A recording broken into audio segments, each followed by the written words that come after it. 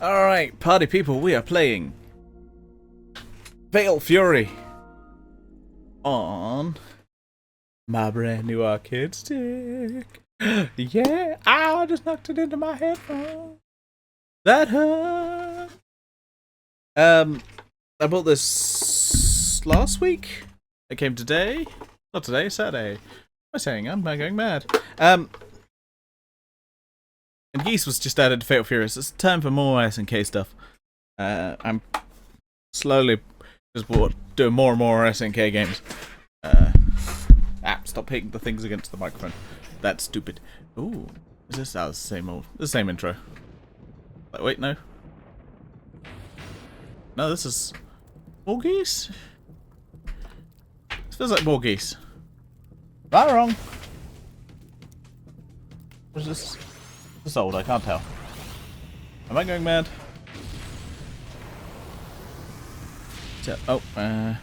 Switch.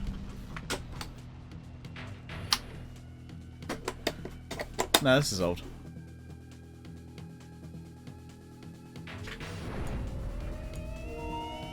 Yeah. I was like, I can't tell. I'm going mad. Oh, this is the intro. Yeah. I think because I've seen the it's not been like the Street Fighter intro for a while. Am I going mad? I'm going mad. Up. Bugs in his stick and then goes, oh yeah, I gotta put the actual stick on it. So my stick comes with the stick in the back. So you can travel with it easy. Very useful. Not used to this brand new stick yet. I got actually put the thing in.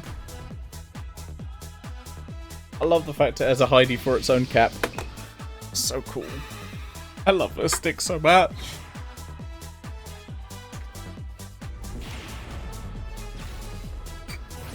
So cool. Oh yeah. That's a good. Oh yeah, I'll let the intro rock because I've already got to play it this far. It just feels wrong to not.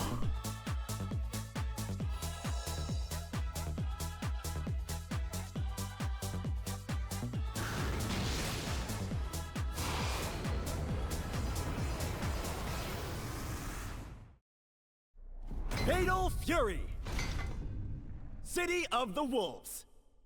Yeah.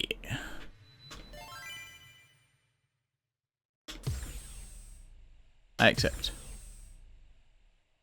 Show me the new shit.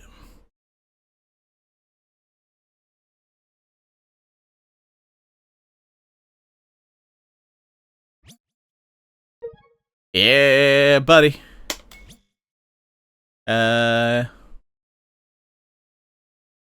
Bizarre that they gave just costumes to those two.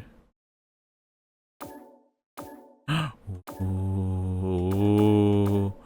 Oh, everything has changed. Okay, let's do a color edit on Geese. Oh, actually, I remember. I think I turned the sound off. Let me do so. I think I might have meant to put the music back on. Awkward. Where is the music? Where are my options? I need my settings. They've been moved over here. Sound. I need to put them back.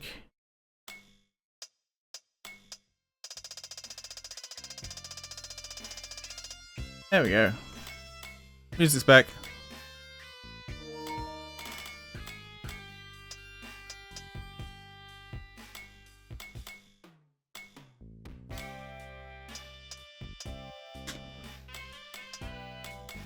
What that means.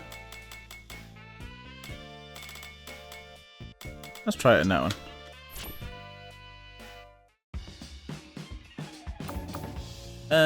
Right. Color edit. This is Geezy boy. Okay, is that it? Oh, okay. Let's look at his outfit first. Oh, hello. Ah, nice. Alright, my new TV for the living room is like arriving tomorrow. I'm like, yeah, buddy. Yeah, let's go purple, because you know it's me. Let's change that. Yeah.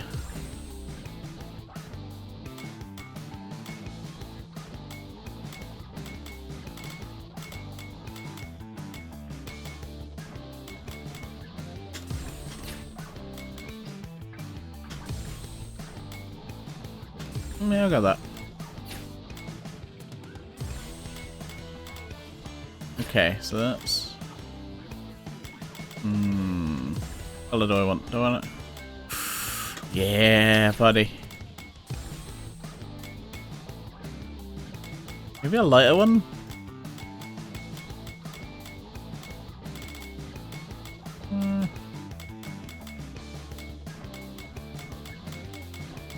Ooh, yeah, there we go. Perfect.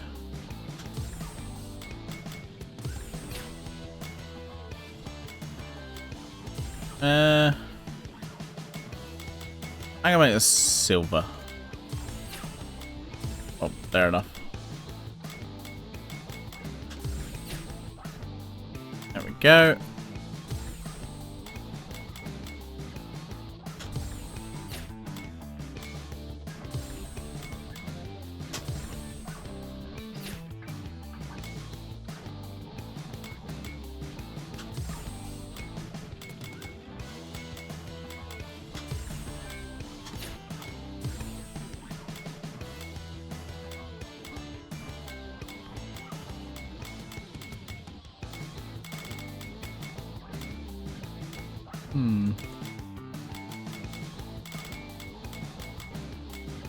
Actually, I think.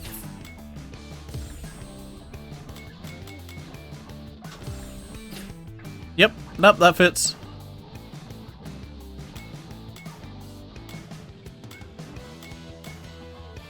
Yeah, we made the silver. I like it. I am going to save. Done.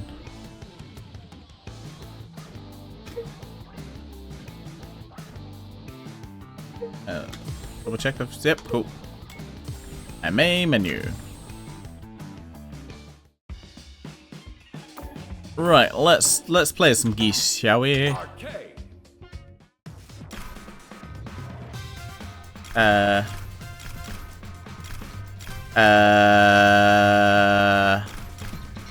guess he wouldn't have a story. Oh, that's still. I mean, it makes sense, but also, no. Also,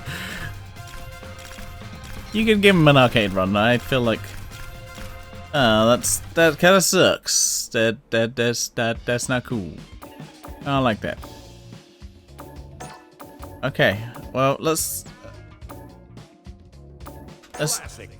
play some verses with him, I guess, just to get a feel for nightmare geese.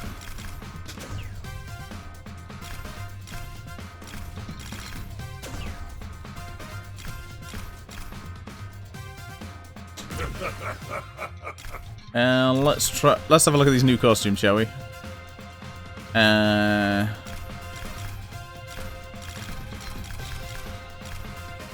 Where are the characters that... There we go.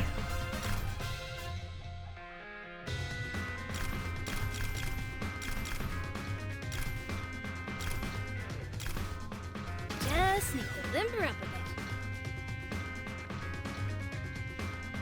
Geese versus Preacher.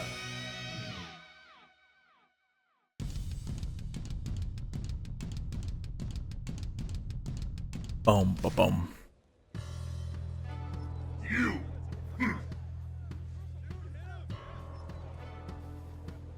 Aha! A fine specimen for my research. Round one. Get ready. Fight. Here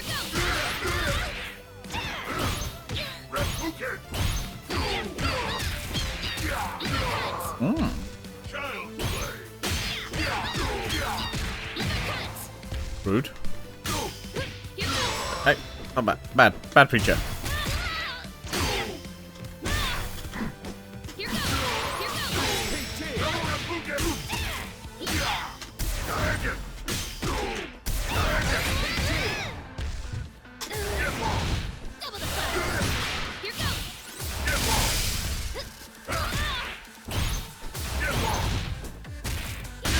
Ah, damn it. Preacher wins. That's all the info I need. Bye-bye. Round 2. Get ready. Fight.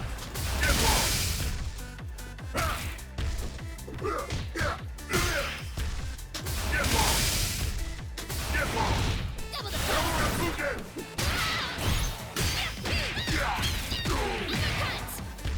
Insignificant. Uppercut. Child play. Get off. No, stop it, bad. Stop it, bad. Bad touch.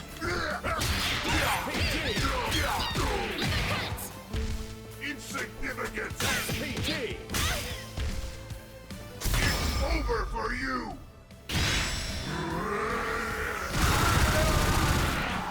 This is the end. KO. Bye. Geese wins.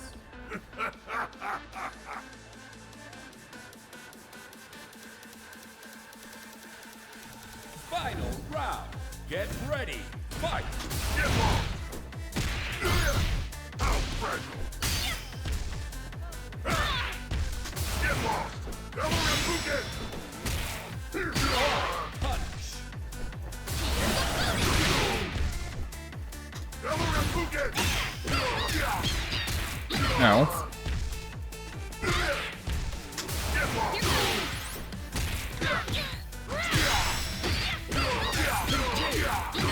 Ow. Child. PG. Here goes.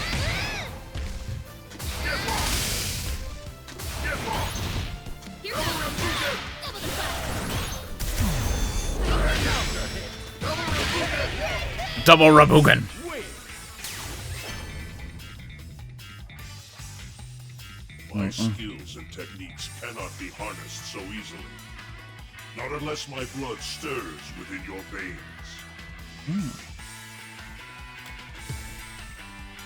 Okay, let's have a look at the new Luke screen, shall we? Let's have a look at that. So we want geese.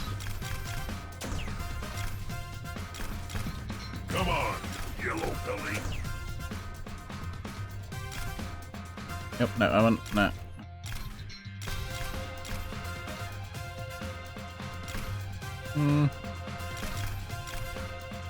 Yeah, I got that. My evil blood boils.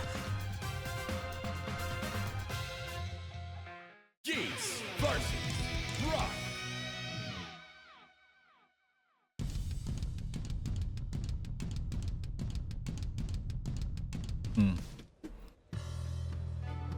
You.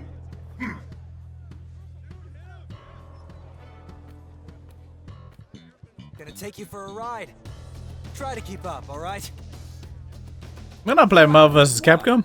Get ready. Fight. Shit.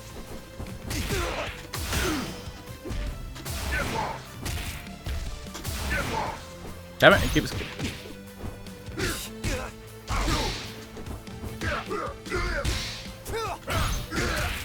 Double Rapuken. Double Rapuken. Double Rapuken.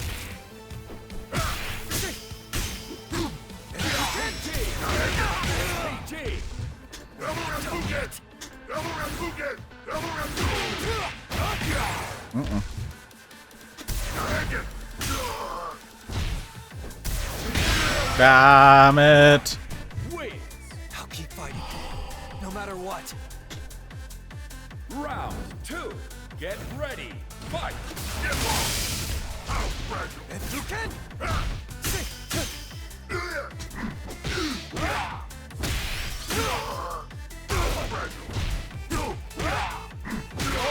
Punish.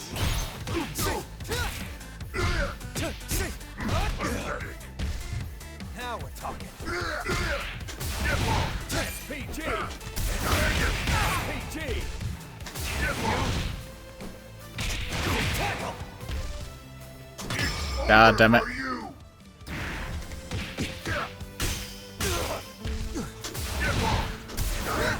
No escape.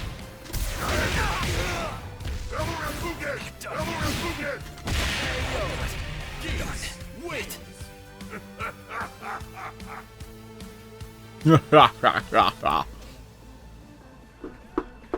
Final round.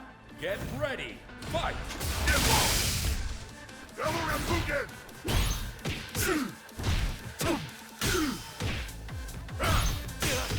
Double Rakugan!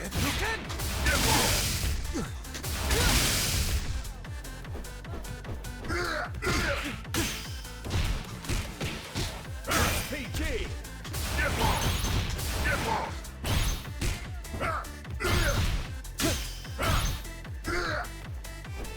Double Rakugan! Double Rakugan! Get off! PG! Double Rakugan! Double Rakugan! It's over for you!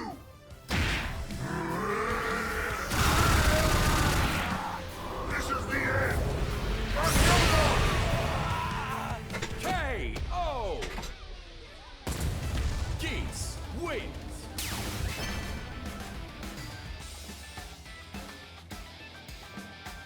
The long road of your desire is paved with countless thorns.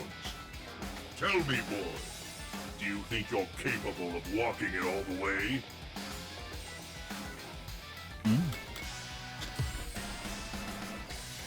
Let's stage select. Do we have? Yeah, we got a new stage.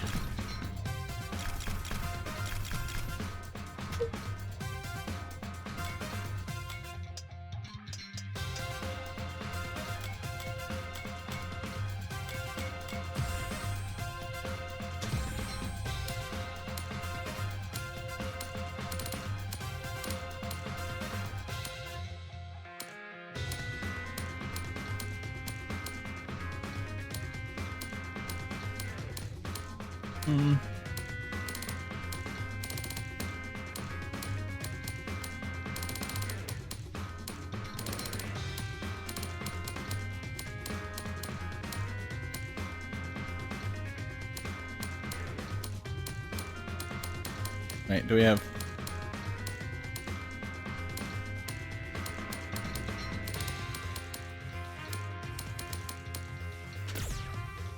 That one.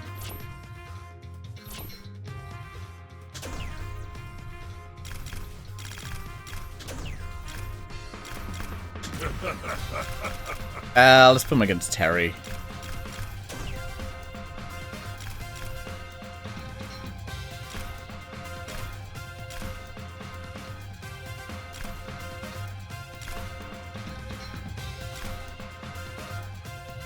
All right.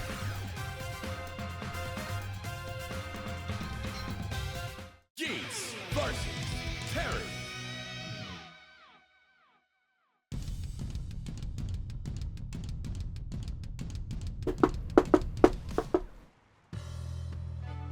You!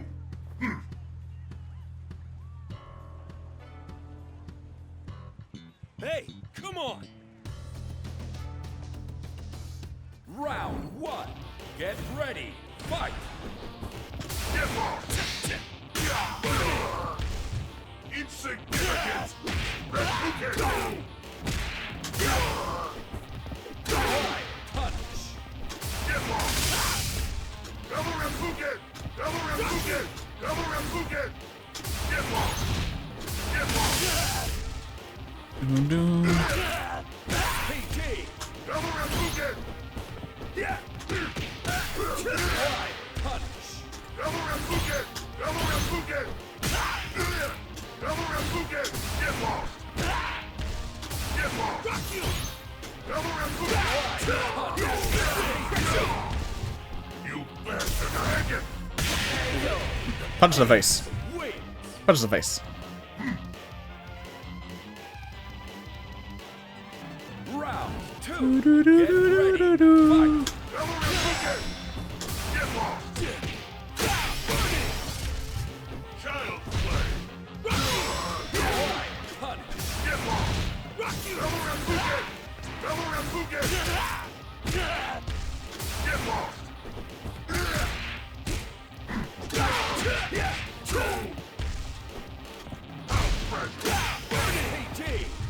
Child play. It's over for you. Damn it.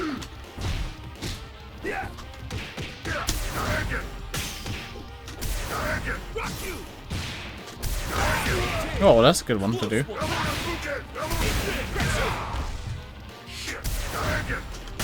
Fuck. Stand up. Stand up. Final round. Get ready. Fight.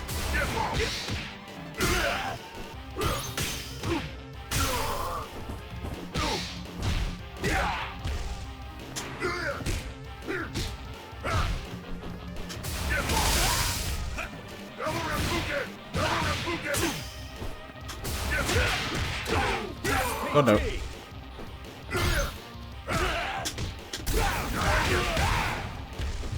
Not done yet.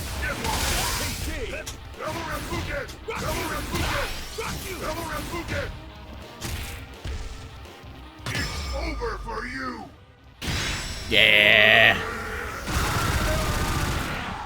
This is the end. KO. Geese wins.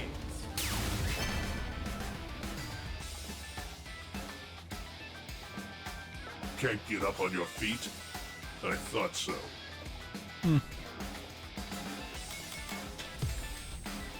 All right. I guess it's not. It's weird to like not have like a story for this. It just doesn't feel right. Like, okay, and I'm like, cool. I'll play as the new character. Like, I get that he wouldn't have a story because he's, you know, he's dead. But still. Back for more, huh? A brand new Street Fighter map awaits. Enjoy a special crossover by selecting Southtown. Okay.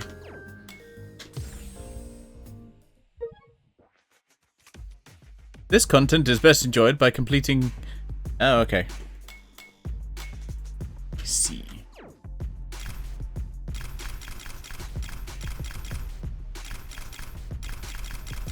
Did I complete them? I don't think I did.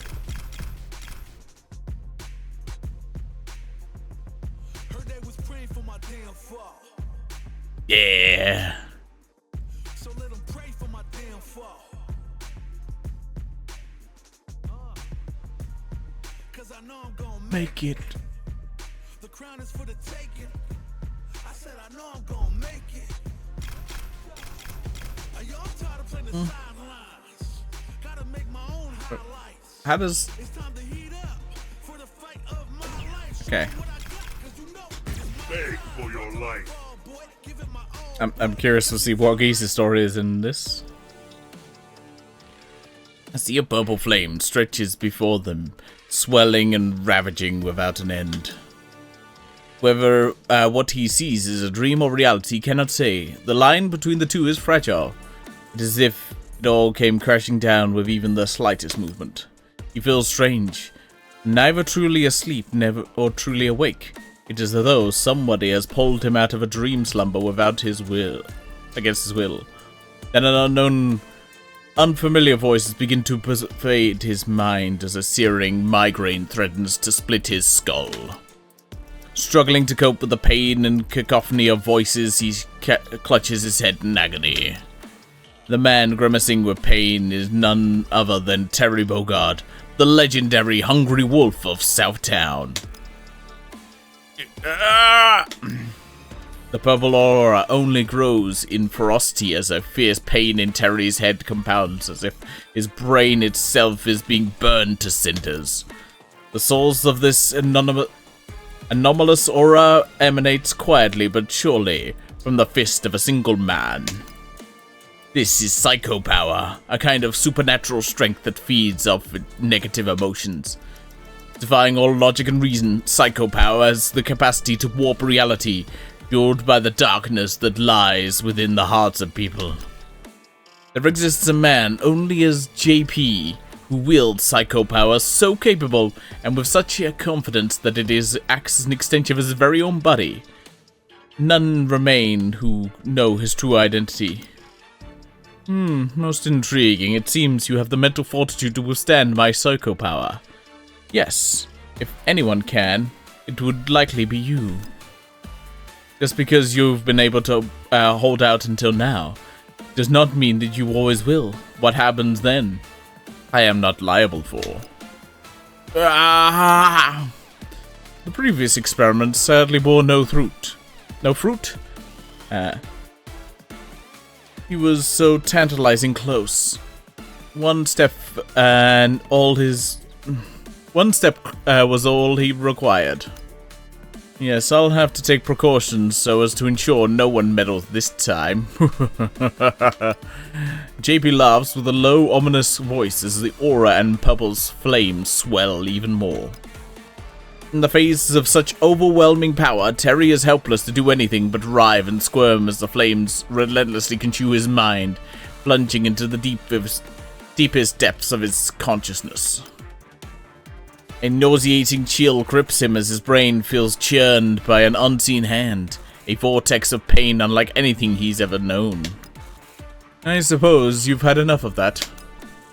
The corner of JP's mouth slowly rises into a smirk, one brimming with a certain confident cruelty. I pray this works on you. I would like nothing more. Having seen his piece, JP vanishes into the darkness, leaving behind only a flickering remnant of the purple flames as they drift throughout the space. 1 hour later, Rock discovers Terry lying unconscious in his home. He rushes over to his side of the man he raised him, shaking by the shoulders. Terry's brow furrows in pain as he slowly begins to open his eyes. Rock peers into Terry's eyes as he offers him a bottle of water to drink. Terry, what on earth happened to you? Keep it down, kid. I'm fine. I appreciate you coming and helping me, though. Terry takes the water bottle and proceeds to quench his thirst. His face is deathly pale, while his breathing is ragged. You don't have to talk right now, not if it's too much for you. Everything was purple. All I could see in front of me was a dream I had, this purple aura. It felt like I was losing control. At last, I think it was a dream. At least I think it was a dream, but it felt so real. How could it somehow actually happened? Can't speak today. Thanks, Rock. I think I'm going to try and take it easy for now. Terry starts to stand, staggering and struggling to keep himself up. Rock props him up, guiding him over to his bed and lying him down. Get some rest now. Lots of it, I mean it. From his bed, Terry lifts up his hand and lightly waves it dismissively, wordlessly attempting to tell Rock not to worry about him. Later, Rock receives a message from Chun-Li, whom he met the other day. In it, she asks to meet him to discuss something. While waiting for her at the location enclosed in the message, he recalls his previous exchange, when he told her, "If you ever run into trouble yourself, just hit me up." And I didn't expect her to actually take me up on that. You didn't? I'm not bothering you right now, am I? Rock suddenly notices Chun-Li herself stands before him. Her usual dignified gaze, this time softened by a faint, teasing grin. No, not at all. I'm honored to be of assistance. Anyway, you said you needed to talk about Terry? That's right. You see, according to Chun-Li, she heard a commotion earlier in the morning. At the center of it was an awful familiar figure. There was no doubt of it. The person looked a lot like Terry. But the eerie aura of that person was nothing like Terry. It was like he was engulfed in purple flames.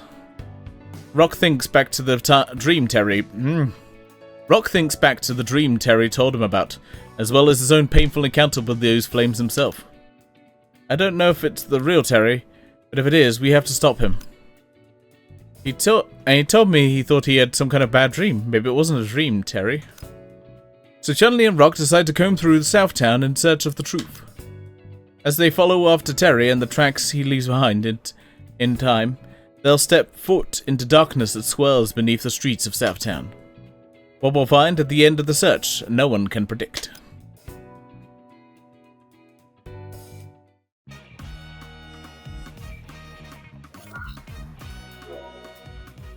Charlie and Rock head to the slums, a crime-ridden part of town where the fights are an every occurrence.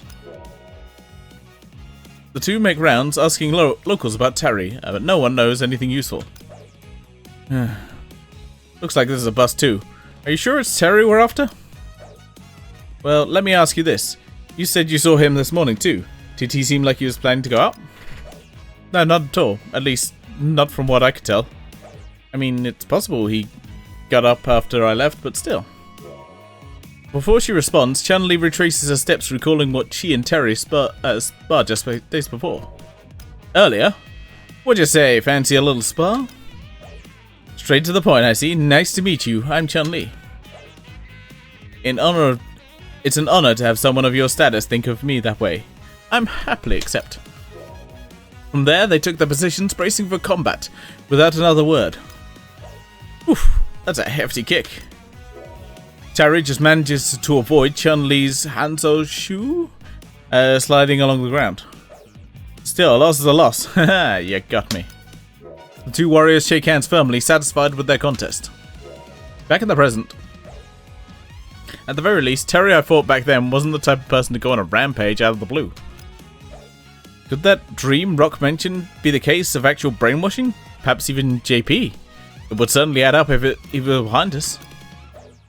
I remember Hotaro saying that everybody in Southtown loves and trusts Terry. Yeah, he's always there when you need him, for Hotaro and for all of us. I see, it sounds like I can take her on at her word then. I'd definitely say so. Thanks for believing us. Charlie stops walking and quietly reevaluates the information at hand, replaying the day's events once more. Could it really be Terry she saw? Hello? Doubt begins to creep in as to what she saw in a brief moment.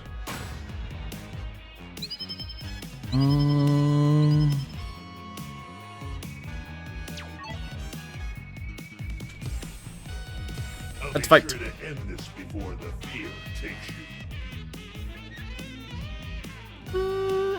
Final round.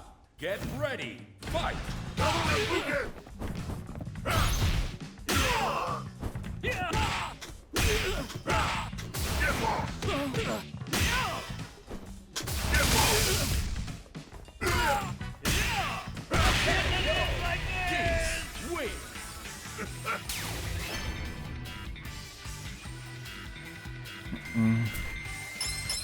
Yes, this body.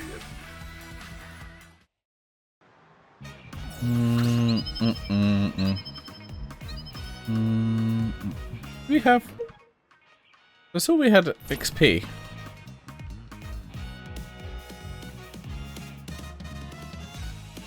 So... Yeah, just as that.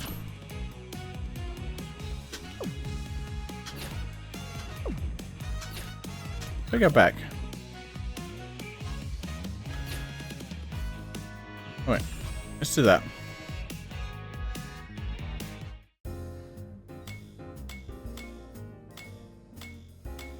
I wonder if I select geese for this.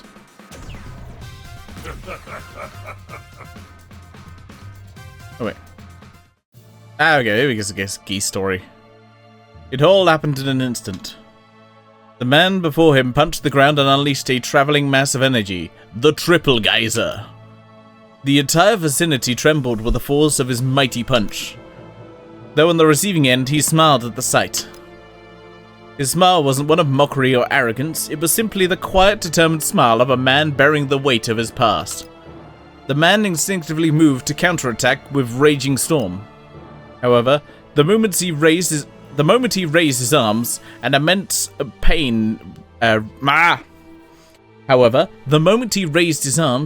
pain radiated in his chest. Was it just one of his many ill injuries, or a certain wound once given to him by his mortal enemy? Of course this damn wound would come back to haunt me now. There's no escaping fate.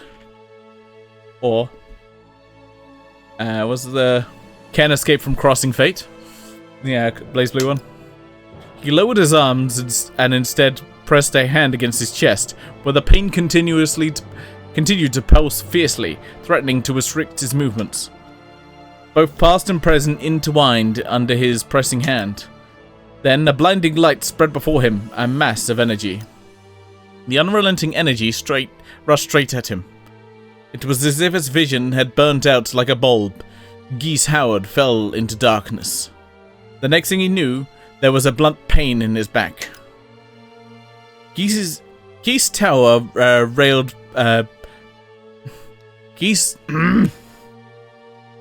Tower's railing had been broken, and his body was falling through the air, gravity beckoning him to the depths below. Time had stopped. It felt as if he was floating, so weightless that neither gravity nor time could hold him down in this moment. He understood. This is where my life ends. In that moment, his heart reflected neither the past nor the future, but the simple acceptance of his burning out his life's candle here in this moment. He allowed the strange weightless feeling to envelop his body and silently closed his eyes, accepting his fate without resistance. Just then, something grabbed his hand, but it wasn't fate, death, or some sort of esoteric human concept. It was Terry Bogard. Terry had desperately flung his arms out into the abyss to snag Geese's hand, unconcerned with his own safety. Terry did not wear the expression of a man who had been fighting his sworn enemy only a moment before. Instead, his brows were knit tightly and his face darkened with the distress, as if it had been caught unaware by the sudden foreboding toll of the Destiny's bell. At the same time, his eyes glowed with a bright light, his instinct to save Geese at the risk of his own life. "You will have your revenge. Why not take it?" The whistling wind swallowed Geese's subconsciously uttered. The wind whistling swallowed Geese's subconsciously uttered words. The moment passed. Geese's mouth quirked and he laughed fearlessly, defiantly even. "Geese, don't!" Geese heard his protests. Still, he pulled free of Terry's hand. The air embraced him once more. His body eased back into the weightlessness, gravity now a forgotten remnant of the living world.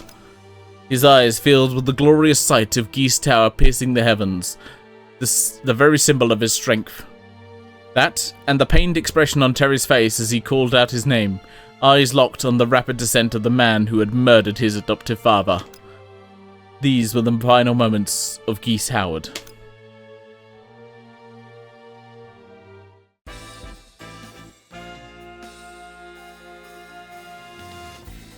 I'm gonna go back just so I can get the, I'll put the XP into Geese. We click that. Well, Southtown.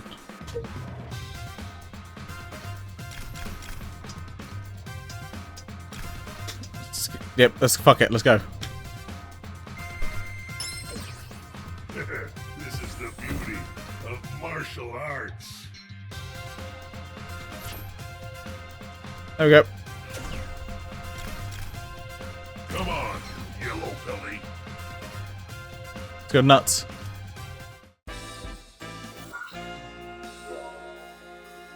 The past. It happened unexpectedly. The word of Geese Howard, Southtown's charismatic evil, had arrived. Word of his death. To those who had been oppressed under his regime and had long awaited their freedom, the news brought them to tears of joy. And those hearts fostered envy. It brought a weary smile. Present day. A shadow lurks the streets of Southtown. Though drifts aimlessly, it somehow seems to be looking for something. This shadow strangely resembles Geese Howard, a man once known and feared throughout Southtown as the charismatic evil. But his shadow is no human. It flickers in and out of the edge of reality. People walk the streets as usual, blissfully unaware of its presence. Even the overzealous vendors and street hawkers failed to call out to it. This, the being clearly isn't of this world, and yet it still exists. Wordless and unhindered, it simply wanders the streets of Southtown. Is it a spirit from beyond the grave, or is it an omen of tragedy yet to come? Only the future will tell. Let's go nuts.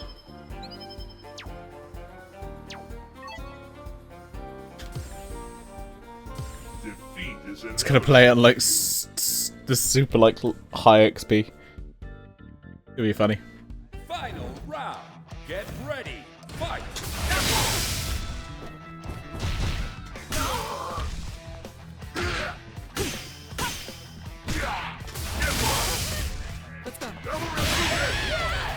Double Rabugan.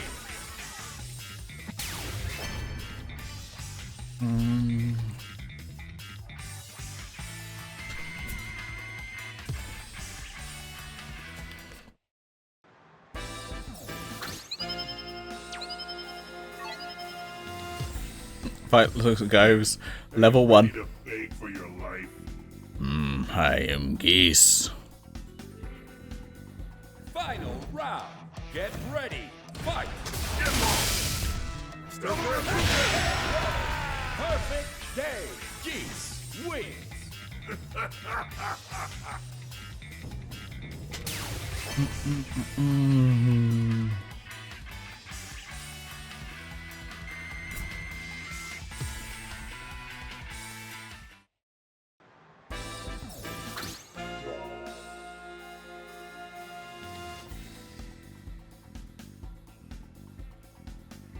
In a certain section of the city, its aimless wandering comes to a sudden stop. Stationary, it scans its surroundings almost as if it's waiting for something. A fragment of memory springs forth. Geese rarely walked the streets of Southtown during his lifetime. As a big fish, he instead was driven by his loyal men, Billy, Ripper, and Hopper. In Geese's mind, Southtown was a place to dominate. It wasn't worthy of being trod upon by him. Billy often made the same comment, words that stuck with Geese. We won't let any dumb bastard try and target the Emperor of Southtown. We'll protect you with our lives, Master Geese. Geese would always respond with, "Wound up tight, aren't you? Wound up tight, aren't you?" Despite laughing off Billy's declarations, Geese was always deeply impressed by his loyalty. The fragment fades with the present like fog. The being stands in place without words or emotions. Distant voices begin to draw near, becoming clearer as they approach. There, in a story beyond Geese's own, I can't imagine the look on his face if he could see us right now. Two bros strolling through Southtown together. I don't want to hear a single offhanded mention of Master Geese from your mouth ever again. The voice belonged to Terry, the legendary wolf, and Billy Geese's right-hand man. Terry and Billy walk alongside one another. Their mood strange, not hostile, but not exactly warm either. The sight elicits a slight reaction from the being. Could it be that Terry's offhanded remark was not too far off? Whether it was a reaction of surprise or not is unclear.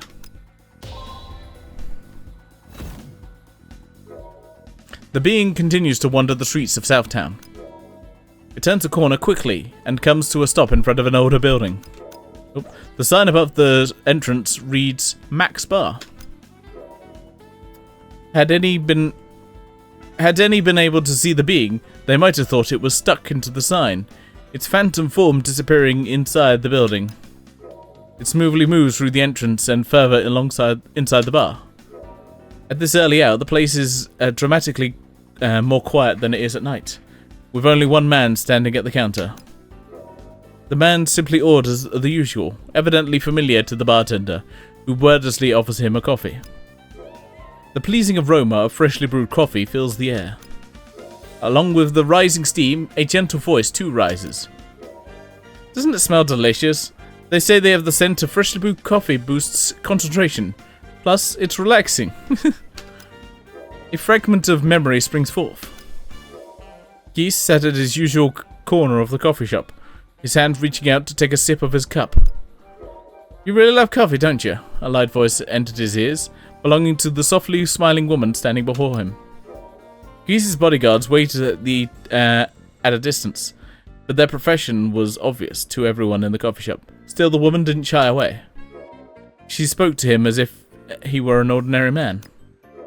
Geese had plenty of experience with women flinging themselves at him, drawn to his wealth and power. He had thought she was just another one of them. But she wasn't. She happily talked to him like he was another customer. With her carefree smile and her candid words, her refreshing manner was as natural as the air itself. Geese had scoffed drivellously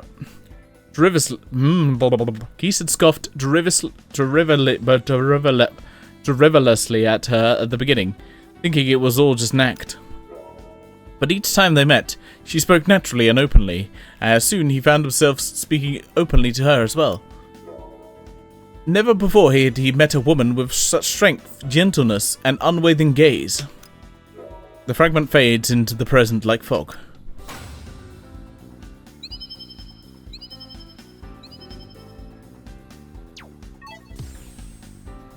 Defeat is inevitable for you. Round 1. Get ready. Fight.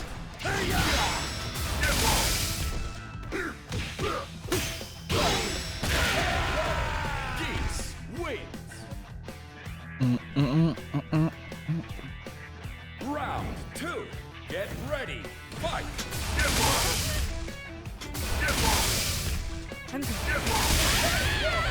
Perfect game. Geese wins.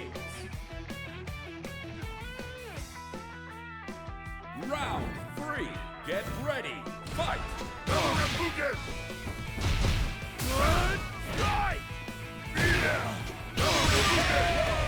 Geese. Double Rebuken. Round 4. Get ready. It's Bugs! I don't know who that is. Geese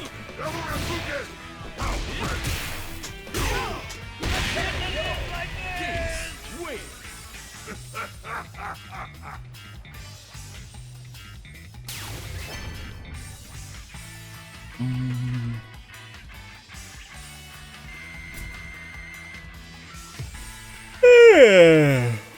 Energy drink is supposed to make me more energetic.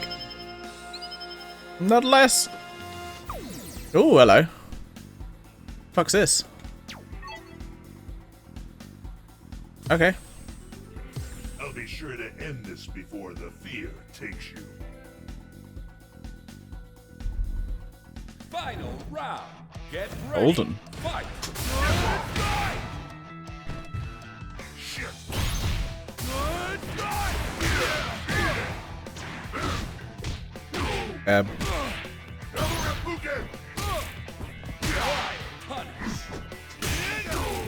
I'm very confused. Why am I not doing any damage?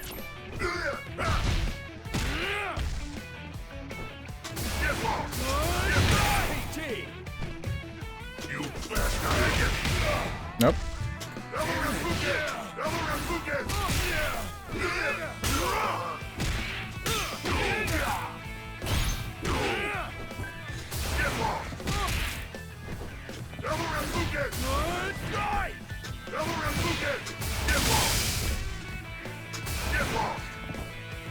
Leave me alone. It's over for you! Fuck.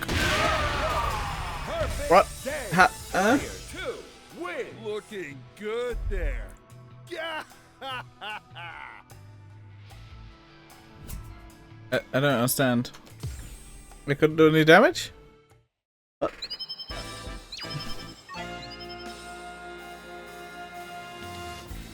What?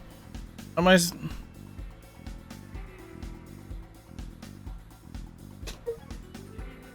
a 1 in 20 chance of taking... Oh. A 1 in 20 chance. Okay. So I just gotta keep hitting until maybe I take them out? Beg for your life. Bizarre. Just keep landing as many hits as I can. Ready, fight! Yeah, leave me alone.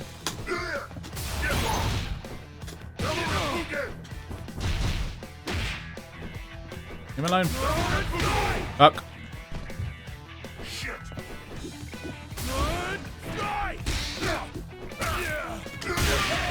There we go. I was very confused. I was like, well, oh, how am I supposed to beat this? Bum bum boom.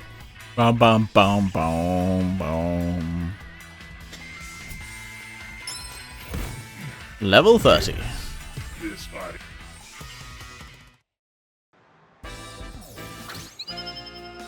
Nice. That's level 6. I'll go for the highest level. We'll fight these people. Defeat is inevitable for you. Yeah. Doo, doo, doo.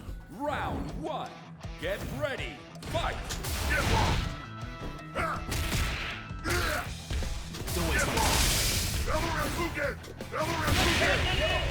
Perfect game. Geese wins.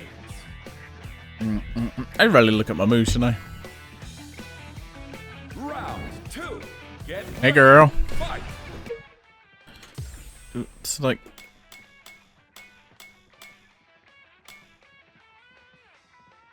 Oh, okay. She got. Okay, that's. She does have half circles. What the hell? Oh, it's just, yeah, stamp.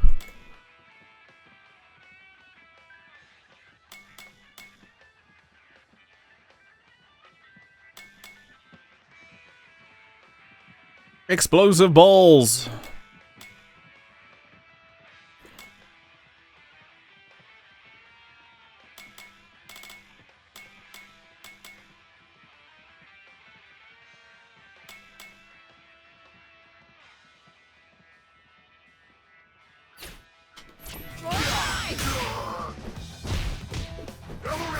Got fight the Wii Fit trainer over here.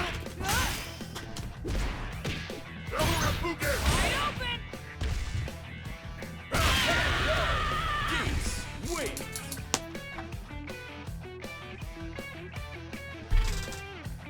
Round 3. Get ready, fight! Wide punish. Wide punish.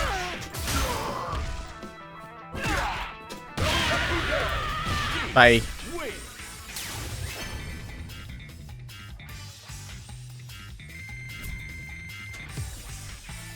What a nightmare. At Kane's estate, two men seated in a lush and spacious garden, deeply embroiled in a serious conversation. Kane, you gotta believe me, I saw him. I said I don't believe you, Vox. I simply have reservations. I never said I don't believe you, Vox. I simply have reservations as to the identity of this person. Ouch. Come on, you know I'm a straight shooter. You're always too cautious, Kane. Oh, Kine, isn't it? It's Kine. I always want to call it Kane. What Vox had seen would raise anyone's suspicion, eyebrows and suspicion. Geese Howard wandering the streets. Try as he might not to dismiss Vox.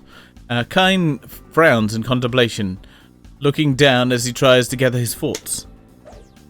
Logically, there's no reason Geese could be alive, but if it's true, since learning of the existence of the sacred scrolls, Kane had been collecting and deciphering large amounts of related texts and ancient records. This research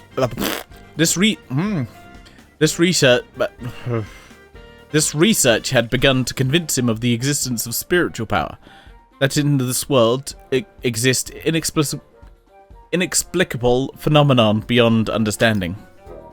For him, he can no longer simply laugh off the possibility of the illogical. Could his soul have come back to this city? Interesting. So what's the plan? We ghost busting? Yes, let's hunt down the truth, Fox. I have a bad feeling about this.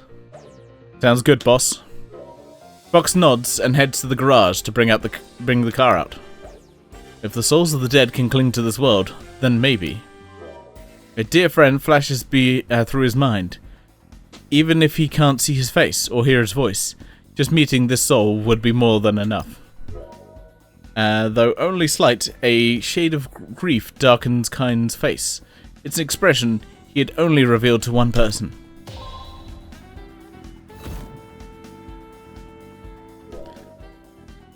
The being lingers in Mac's bar for a little longer than before leaving and reappearing in a back alley. In that alley, a group of men are arguing. It drags out the situation escalating. The moment the first fist flies,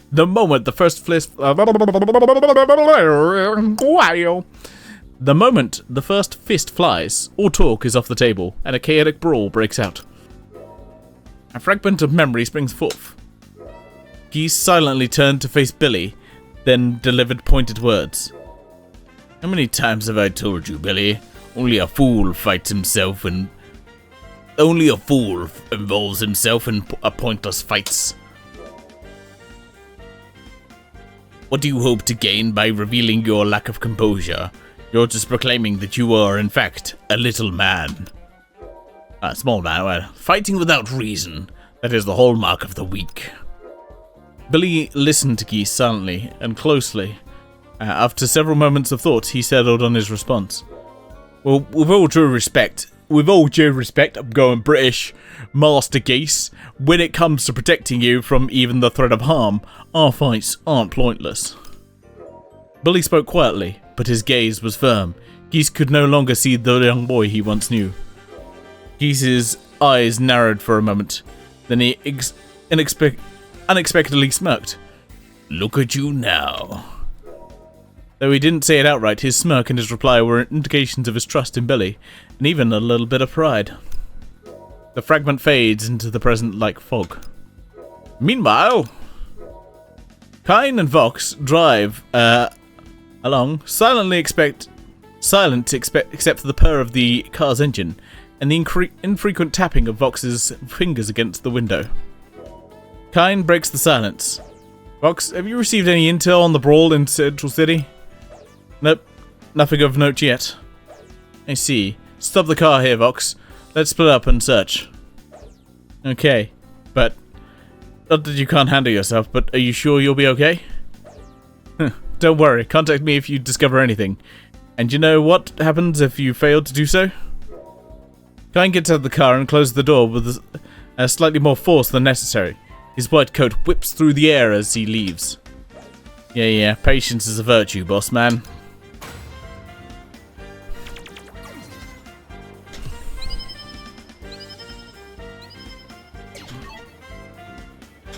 Fight!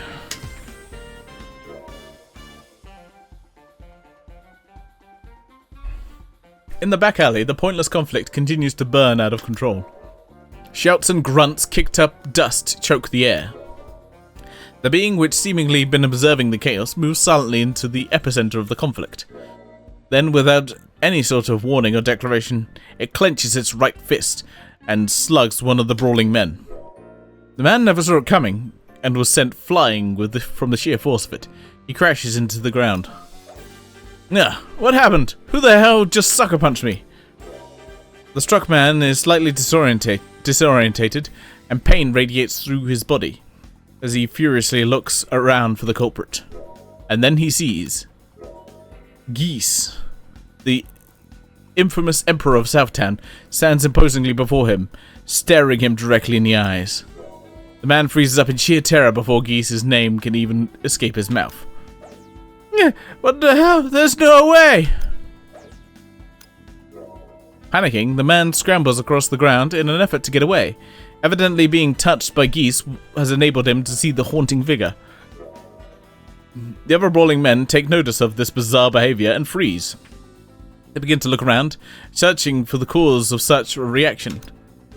Then another one of the men takes an invisible punch. Just like the first, he's taken off the ground and sails through the air, landing in a heap on the ground, soon followed by many. This continues until every man still conscious can see Geese's figure. Overcome with terror from the sight, they shout and blindly charge at him. Damn it, get him! Just get him! Yeah, think you can play games with us? I'll be sure to end this before the fear takes you. Round 1. Get ready. Fight.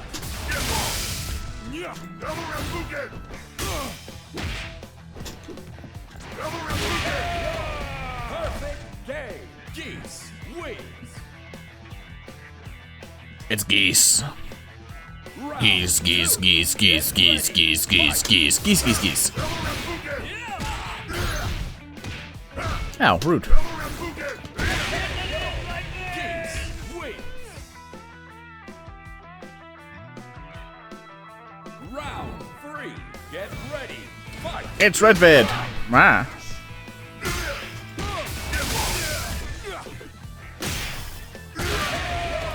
Geese wins. Bye-bye.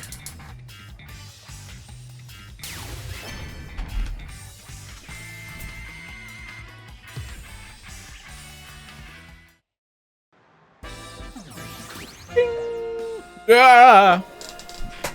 All men attack at once, but then never stood a chance against the man once feared as the undisputed ruler of Southtown. One by one, they fall unconscious. Soon, the ghostly figure is the only one left standing. The figure feels neither wrath nor hatred. No instinct drives it to fight. It simply retraces the habits and memories of a past life. Silent as ever, the figure returns to wandering. Several minutes later, Vox arrives in the alley. He takes one look at the violent aftermath before him and sighs. This alley's ground is littered with the bodies of unconscious men. Their wounds are definitely physical. Yeesh, what a mess. So it's not just the soul drifting around, but a physical body? Weird, I guess that's how it is. Vox grabs his phone from his jacket's inner pocket and silently hits the speed dial. Kine, I'm on the scene. They've all got bruises, real bruises. We're dealing with something corporeal here. I see. A ghost of the past haunts with a physical body. I leave the search to you, Vox. I'm on it. Doesn't matter if it's geese or not. I'll harvest his voice. Be sure the hunter doesn't become the... Be sure the hunter doesn't become the hunted. Be careful, Vox. Yeah, I will. You too. You be careful too, boss. Kine ends the call with a soft laugh and an amused but sincere, of course. Okay, it's time to harvest whatever the thing is.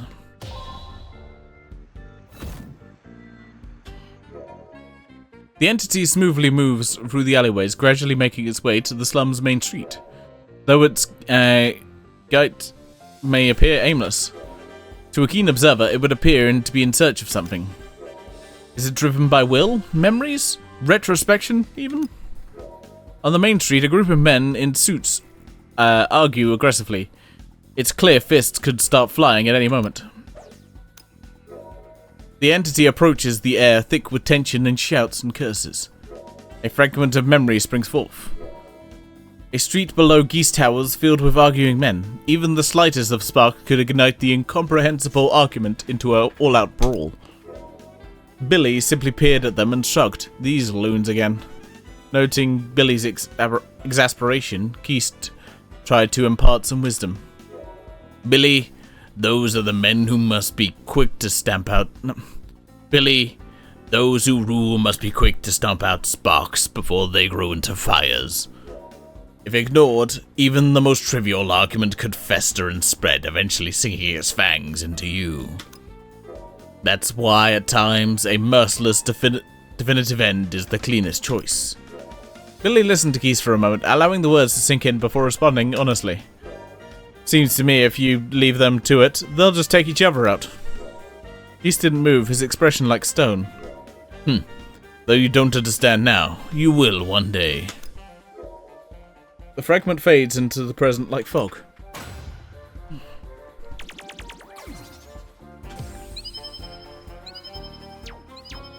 The hell's this?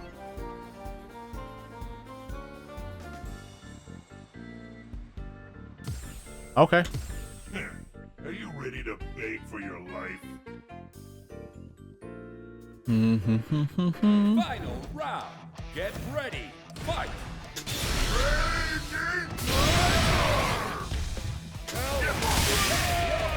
Perfect day. Geese wins. That'll do. Bum bum bum bum bum.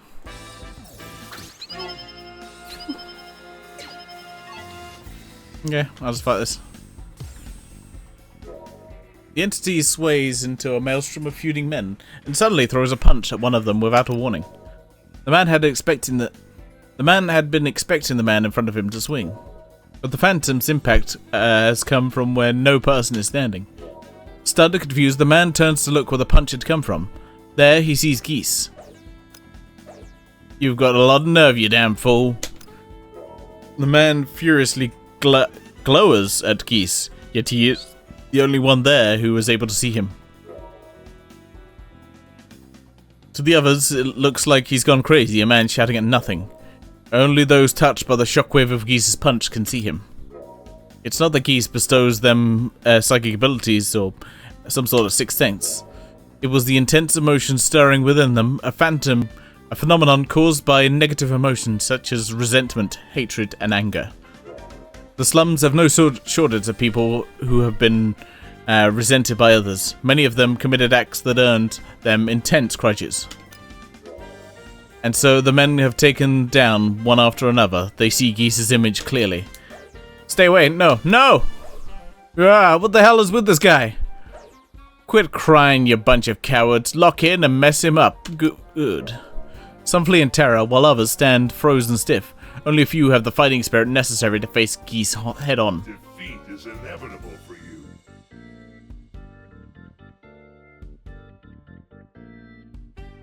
Round one.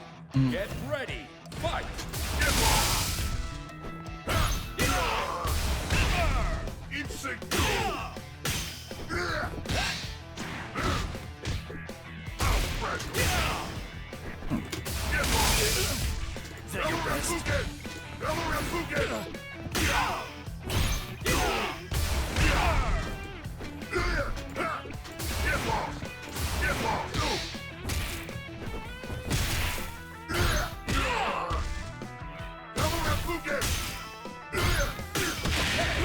Fuck you. Wins.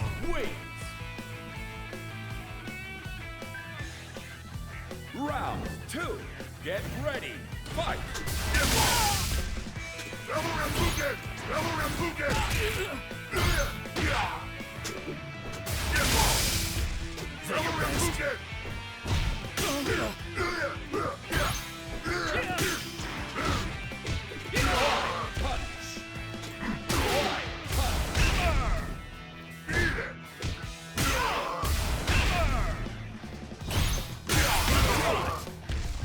Insignificant.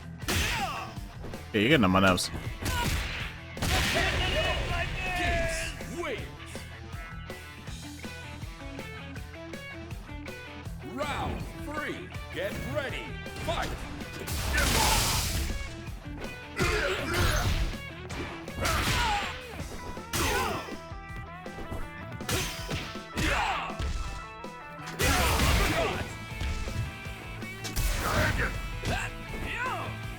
It's over for you. Oh god damn it, stop blocking my shit.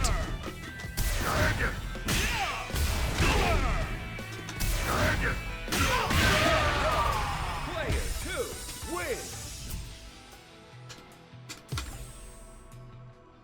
Yeah.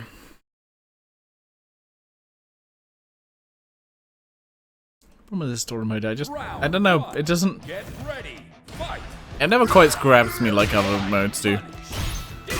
I don't know what it is. Insignificant. Like, now I could play like Invasions for quite a bit and just be entertained because I feel like I'm making progress to unlock some stuff, even though it's just basic like some costumes. This one I just feel like I'm playing for the sake of playing.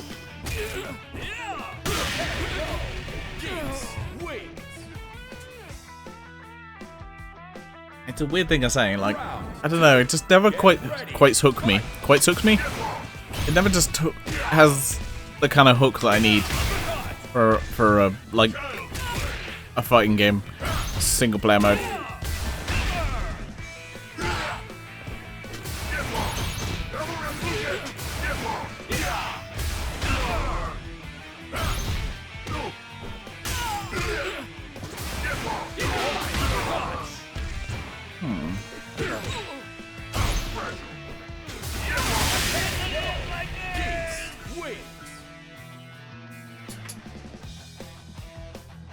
Round 3. Get ready. Fight. Is that your best?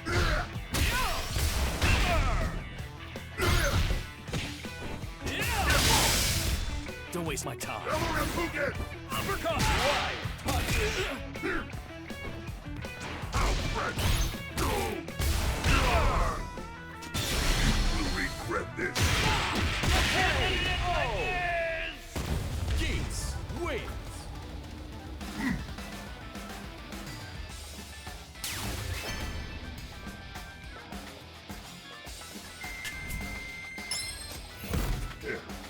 I will never rest.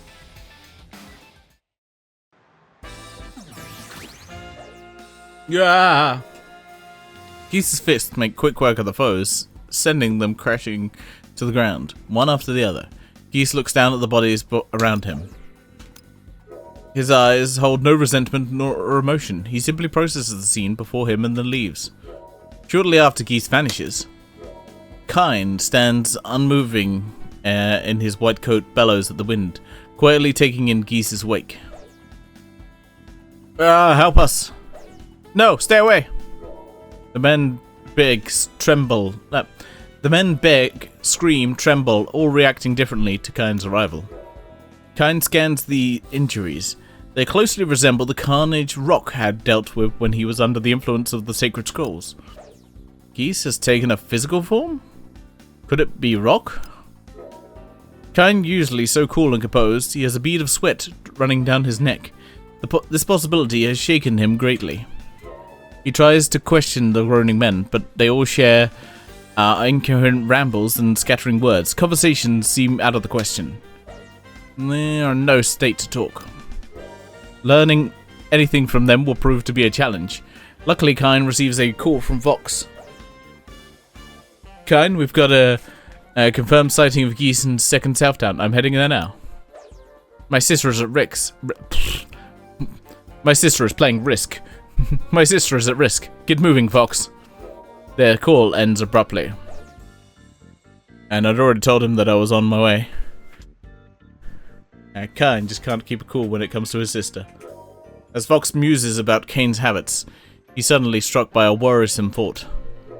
Fox jerks the steering wheel and makes a sudden U-turn, tires squealing as he whips the car around to speed off in the other direction.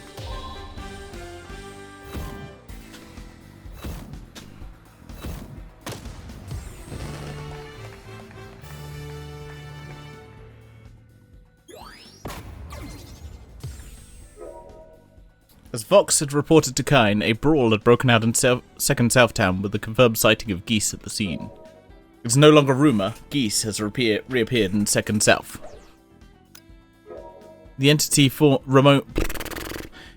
roams the streets of the city, civilians utterly oblivious to its presence as it passes by. But on one street corner, a group of men speak with hushed and worried tones.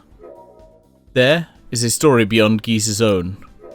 The enemy organization must have seen this as their chance, as a considerable number of assassins are now tailing the trio. Those who stand in the way of my ideals shall perish. The story stretches back along the threads of memory. Word on the street is Kine's enemies are planning a hit on him.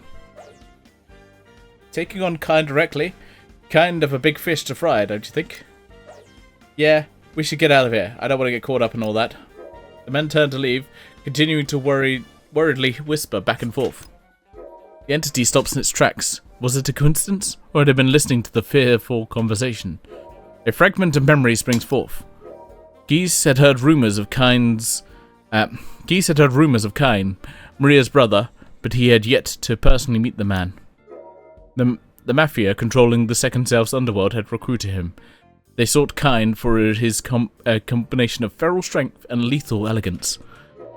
Geese's intel had reported that Kine had made good use of their invitation, using it to gain power and influence in his quest to build his ideal world. If Kine is truly the man he seems to be, he could prove useful to the Howard connection. Watching from his parked car along the slum streets, Geese observed Kine emerge from the mob hideout. His blonde hair was the same bright shade of Marie's, but in an instant, both he and his easily spotted hair vanished from Geese's sight. Well, he does appear promising. The fragment fades into the present like fog. Right, I am going to return home. I think I've had enough of this mode. This mode just never quite gels with me. Just never really does much for me. That's a weird thing to say, but just doesn't do a whole lot.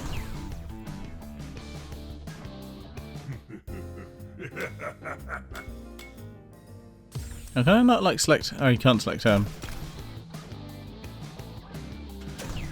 yeah, you ain't really get to select costume. Oh, I know, I'm going back to the same thing. Can I showcase anything? Oh yeah, the memories. Look at you, Rock, all grown up. Where's this all coming from? And what's with that picture? Oh, have you not seen it before? It's an old picture of you and your father. Me and the old man. Didn't know we had anything like that lying around. Now this takes me back. Just look at you. You'd only met him a few times, but you followed Kine around any chance you got.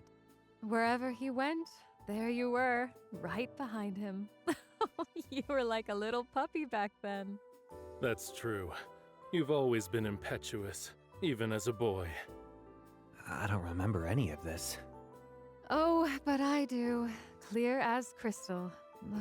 Even when you were small, you were already so much like him. You take after me some too, obviously, but still, like father, like son. I'm nothing like him. Well, that's not exactly true. You get that same steely look in your eyes before a fight. Trust me, I'd know that look anywhere. Oh, really? You've noticed it as well. Though, I suppose I shouldn't be too surprised. Of course, I've seen it countless times. More times than I would have liked. Honestly, that man was always making me worry over him. Just what was so good about him anyway? Oh, so now you're curious about your father, are you? See? All grown up. I mean, I just figured I'd ask. There's nothing wrong with wanting to understand your roots, Rock. To be a leader, one must. Kine, no offense, but can we cool it on the sermons? Sorry, Mom. Can you keep going? Well, he was surprisingly kind at times, and... What's the matter? Don't make excuses for him. He doesn't deserve it. Remember when you first got sick? I went to him for help and he just... Rock. Please try to understand. There were good reasons why your father couldn't be around us back then. I know it might seem like he was uncaring. I do. But believe me, the choices he made were always... well... What I'm trying to say is, he didn't just turn you away and forget about you. Not in the way you might think. Actually, he got in touch with me after. He did? And what did he say? Well, that he was just so surprised at how much you actually resembled him. And I told him he was obviously overlooking how much you resemble me. Come on, there's no way that happened. You say it with such certainty. Each of us carries our own chapter of the story, Rock. If she says it happened, I, for one, won't deny it. Will you? I'm not so sure that's a good thing. Oh, I just love seeing you boys back together and talking like this. How about I make us all some tea? I'll even make it the way he showed me. The finest brew around. There's nothing quite like it.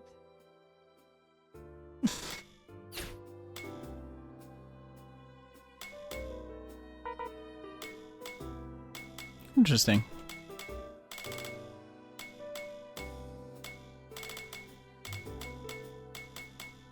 I quite like these little...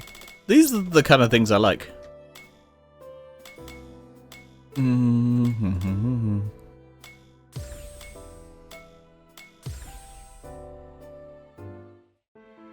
Oh, yeah.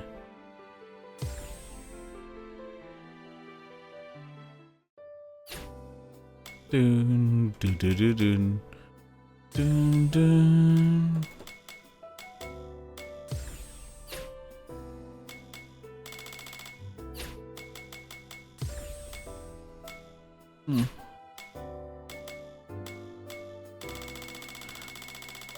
Maybe I will play more of the mode. It just doesn't quite hit for me. I don't know.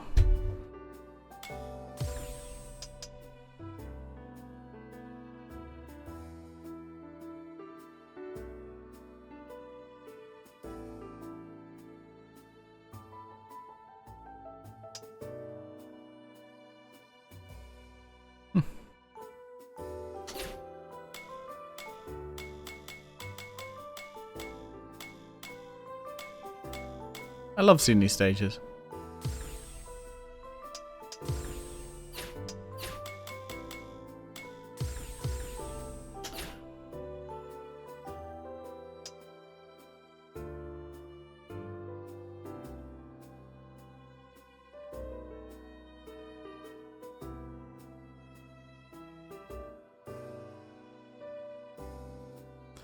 Anyway, yeah,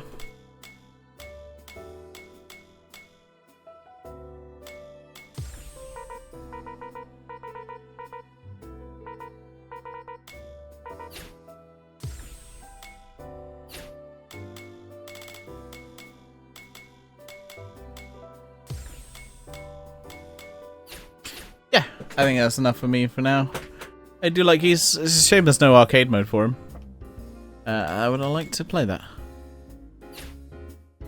But that's fine. I'll see you guys again soon. I can't remember who the next character is. We've figured out. We go. Who is next? The DLC here somewhere. Here we go. Blue Mary. Okay, cool. I look forward to playing as Blue Mary. She's probably the one I'm more excited to play as. Yeah. But for now, I say to you all, live long and prosper. And we'll see you next time for more Fatal Fury.